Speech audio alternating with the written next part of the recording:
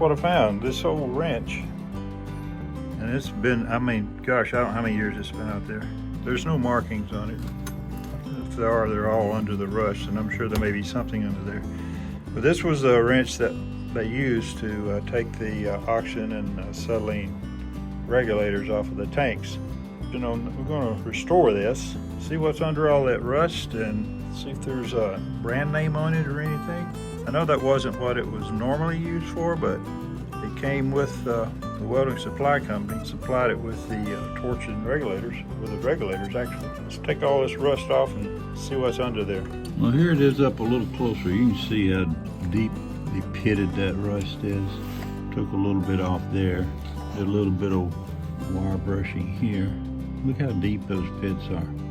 Well, I'm just going to go ahead and do what I can and see what it looks like when I finish. But I'm going to go soak this thing in evaporust and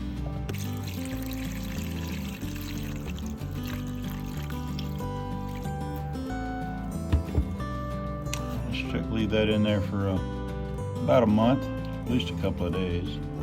I'll check on it periodically and see how it's doing. It's been in here a little over 24 hours, so let's get this thing out of here. See what it looks like. Pretty heavy wrench.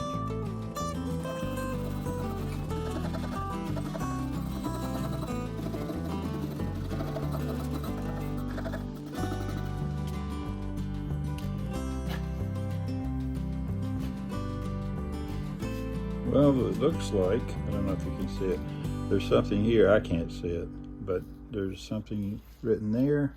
There's a little bit of something here and over here. It looks like the word Billings. But, as you can tell, look how pitted this thing is.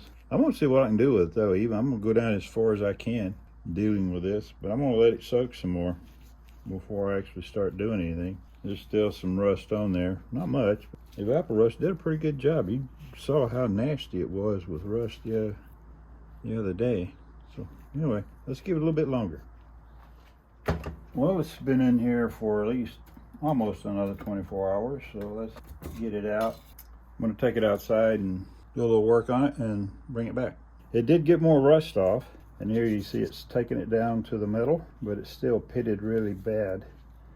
And you still can't see any of the markings yet. And what I'll do next is use the wire brush on it. Hopefully we can bring out some of these markings to see what they say. Okay, so here we go. You've seen this before. This is the way I like to, they say it's reusable, so that's the way I like to do it. I'll put that in there, cheesecloth, and you can see this is dark with rust that's been in there. So we'll see if we can strain this out.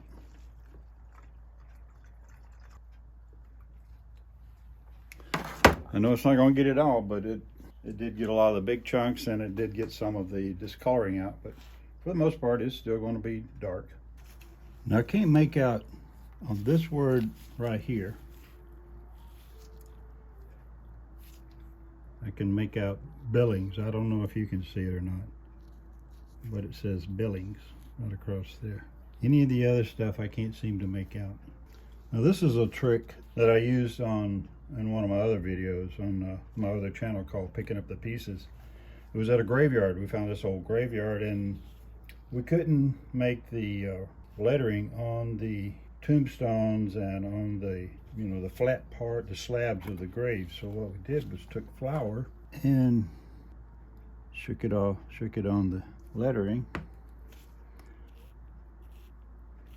Okay, so I don't know if you can see right here, there's an 8. I measured this, and it's 1 1/8. That is obviously an 8. There looks like there's a slash here, and I believe this right here is the 1. 1 and probably another one in there somewhere. You can clearly see the 8. So anyway, if you hadn't thought about that, that might be something that you could do on the next time you have it. You can't see what's on there. I can't do it on the rest of it. There's nothing to see, but Billings, I did put it on the Billings, and some of the lettering comes up, but not all of it. I went under a magnifying glass and got where I could read Billings out of that. So you can see that one. From what I can make out, it says Billings. All right, here's what I've done. I've taken JB Well, it's called Steel Stick. Comes in a tube like this. It's putty. It's 2-part putty. It's you mix the two together till you get a consistent color, according to the instructions. Once the color or the putty has reached that color, while kneading it in you have to wear gloves, and then you mix it up in your fingers, you know, like so. And this is what I've done. You saw how bad it was, pitted. So I've mixed it up and I've applied it to this wrench. Now once it dries, it says it takes about 60 minutes, but I don't know. I'm thinking it's kind of cold down here in the basement. I might need to leave it a little longer. So we're gonna let it dry, and then I'm gonna grind it down and see what happens. See what it looks like. If nothing else, if it doesn't, I can't imagine that it would repair the wrench to where you could actually use it. We'll see. How many shops you know are under the protection of Doc Holliday and the Pale Rider? Bet not many. Well, this is the wrench from yesterday. You can see the that's JB Well steel that I put on there. What I'm trying to do is cover up all these pits that are in here, and to see what, just to see how it works. So let me grind this off and we'll see.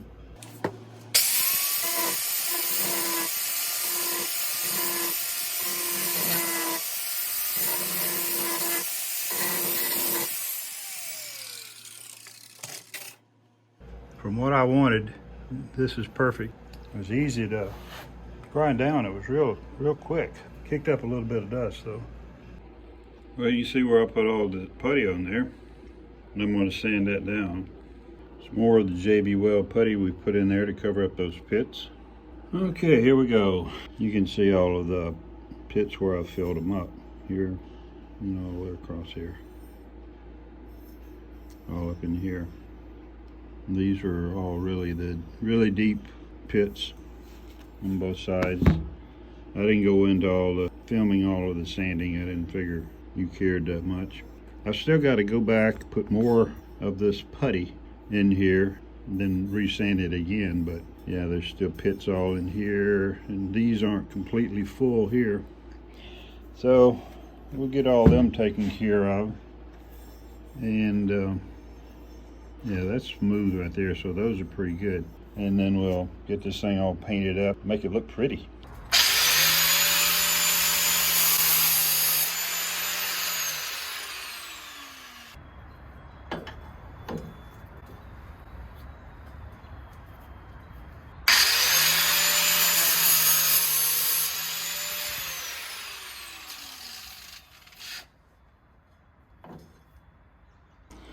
Well, I put more epoxy in the pits last night, and I used a 120 grit sanding disc on here, and it shined it up good, but there's still so many pits in there. I may be able to sand some of them out, but it actually, it's not bad. It feels pretty smooth. If I can get it smoother, you can clearly see now that it's a Billings. I think maybe a little bit more sanding and have it looking better. Except some of these pits are so deep, you know, it's gonna take a while, but still really can't tell what size it is. I think it's like maybe 1 1/4, maybe 1 1/8. I'm not sure. That's what it reads on one side. That's what it reads on the other side. This thing's gonna look good once I finish. You wait and see. Well, I've been back at sanding again. I've been using an 80 grit. This is all pretty smooth, except this side. A little pitted here still. The rest of it's pretty smooth, but I just bought some Bondo, and that's what I'm going to finish this up with. And these pits that I can't seem to get this other stuff down in there. What was it? JB Well stuff in there. I'm going to put the Bondo over it, sand it. I think I can get all of these things filled in, and then I'll paint it. Gosh, can't figure out what color to. Well, check this out. I Covered this side in Bondo, and I think that's got it quite covered enough that it's going to cover every little crevice in there, or little pit. So I'll do this side and sand it out and see what it looks like. Well, it's pretty smooth now. The Bondo filled in all the smaller spots. And so I think now I'm just going to prime it. Try to figure out a color that I like to put on it. My next step is to prime it. I just been sanding on it, and it's very smooth. Even it looks like there's pits, it's smooth as it can be. So now let me find a color to put on it. Well, how about yellow?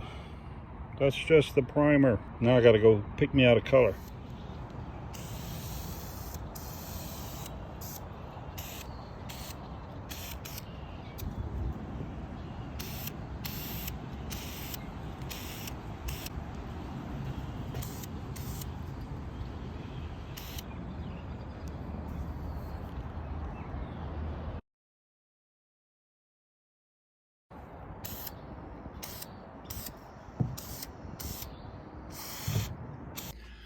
Well, this is it. This is the final product here.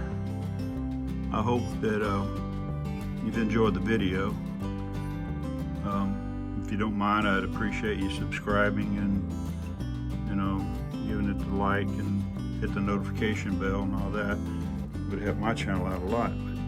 But I'd also like for you to leave in the comments if you think this thing would, you know, look better with other colors. I mean, for the most part, it's going to retire.